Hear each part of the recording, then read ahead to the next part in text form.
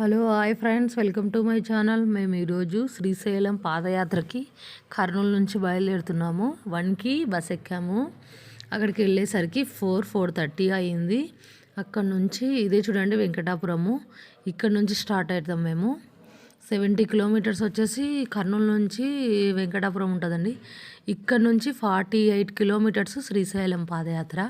ఇదే చూడండి శ్రీశైలం పాదయాత్రకు వెళ్ళాల్సిన ప్లేస్ వచ్చేసి. మేము అక్కడ దిగి torch light 1 litre bottle allow చేయట్లేదండి, వాటరు 2 లీటర్స్ బాటిల్ తీసుకొని ఇంకా అక్కడ నుంచి స్టార్ట్ అయ్యామండి. ఇక్కడైతే భోజనాలు పెడుతున్నారు టెంపుల్ దగ్గర స్టార్టింగ్లోనే. నెక్స్ట్ ఈసారి వచ్చేసి వరి పొలం వేశారండి. మొత్తం బుడదగా ఉండిందండి నడిచే ప్లేస్ అల్లా, ఎందుకంటే వరి పొలం ఇంకా అలాగే ఉంది. చిన్న రూట్ మాత్రమే ఉంది.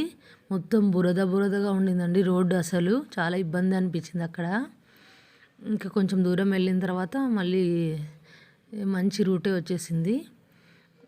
మేము ఈవినింగ్ వచ్చేసి ఇంకా 4:30 నుంచి స్టార్ట్ చేసామండి. 4:30 నుంచి స్టార్ట్ చేసి 6:37 కల్లా గోసాయికట్ట ఆంజనేయ స్వామికి చేరుకున్నామండి.